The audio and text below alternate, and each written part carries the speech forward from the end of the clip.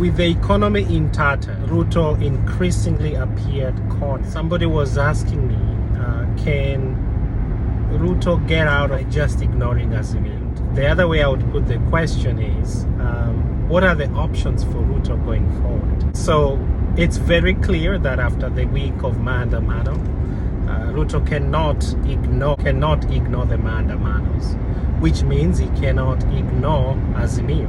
So he's kind of in a catch-22 situation. He doesn't like Azimio, but the reality is he has to work with Azimio. So the first option is, so the question of ignoring Azimio does not even arise. And so he has to work with Azimio, because there's also the alternative of Azimio going back to the street and the effect that is having on the economy. I remember in 2013, 2017, even 2007, there is not a time when maandamano led to instant driving of the economy to its knees. The margin of error is very little. And I think that is why Raila was saying we can undermine as we talk, because they do have the leverage.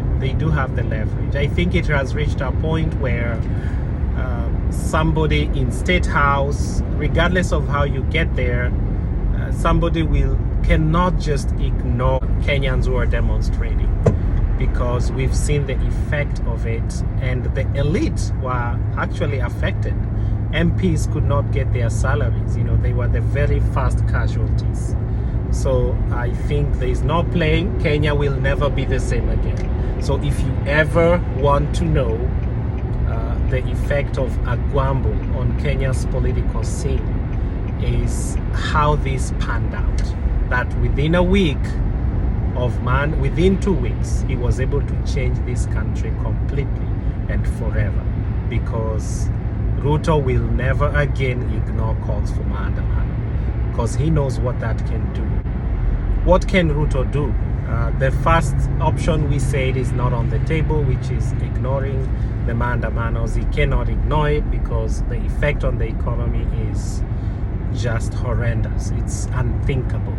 Okay, so the next option is buy time, and during the time as he buys time, he tries and divides Azimio. But who is he gonna take? I mean, for him to divide Azimio, he has to take somebody. Is it Kalonzo? Well, the glue that holds Kalonzo to Azimio is the promise of him being supported in 2027. And that's the only path he has to the presidency. He has no other path to the presidency other than being loyal to Azimio, upholding its values, and endearing himself to the Azimio supporters. And so he has to stick, okay?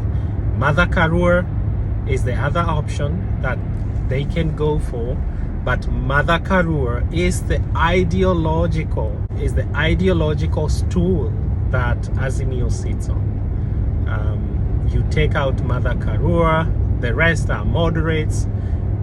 They can be run over by UDA in terms of ideology. Raila may seem like he's a hardcore, but he tends to be a moderate. Raila is always ready to make a deal. So, but Karua wants the servers to be open. Karua is an ideologue. She wants the servers open. She doesn't care about joining government. She's an activist at heart. She's not gonna be bought. She will be the last person standing. Raila can go, Kalonzo can go, Jeremiah Kioni / Uhuru can go, Eugene can go, but Mother Karua will stay put. I bet you can bet that. Okay? Now, what about Jeremiah Kioni? Now, Jeremiah Kioni is an Uhuru confidant, and so he represents the interests of Uhuru and Jubilee. Can he be bought? That's debatable, but what is he gonna get from the other side? I think he's been shining. He's been getting a lot of national attention just for being in Azimio, and just his closeness with Uhuru means that he's the alternative to central Kenya, and so I doubt that he can be bought. That's debatable, but even if he's bought, I think his effect would be quite minimal. Uhuru would just find somebody else. And by the way, as a Secretary General, I think he gets paid a salary, so I think his interests are taken care of. There is very little that Ruto can offer him to make him leave, or maybe it's all part of the long game, that is they're just making us see like Uhuru is with us, but he probably instructed all the other MPs to leave and join Kenyakwanza. So actually the political effect that Jubilee has on Azimio is just imagery. The real meat was already taken is already in Kenyakwanza. So if Uhuru instructed his MPs to move to Kenyakwanza, he's already done the best that he can. They're already voting with Kenyakwanza. They're already advancing Kenyakwanza's interests. If it's part of a larger con where we have Uhuru pretending like he's with us, then how do you explain the burning of Kenyatta property? That kind of hits a dead end when you think of it. But somebody can decide that maybe Rigathi Gachagua is very genuine in his fight against Uhuru Kenyatta, and maybe he did that by himself. He did that as a stray kind of dog that went to attack the Kenyatta farm, and maybe Ruto was not part of it. Again, it's hard for me to buy that. I think Uhuru and Kenyakwanza are like oil and water. They are not mixing. I don't think Uhuru can leave Azimio. The next target would of course be Eugene Wamalwa. Eugene Wamalwa has remained politically relevant by being in Azimio. I bet you that if he was not in Azimio, he wouldn't be getting the kind of national attention and mileage that he's getting. Another thing you need to know is that Eugene Wamalwa is a very right-hand man of Uhuru. He was actually given a ministry that most presidents give to their tribesmen, so Ministry of Defense. And in 2013, Uhuru's intention was to make Eugene Wamalwa the running mate. Actually, Ruto was not the first choice.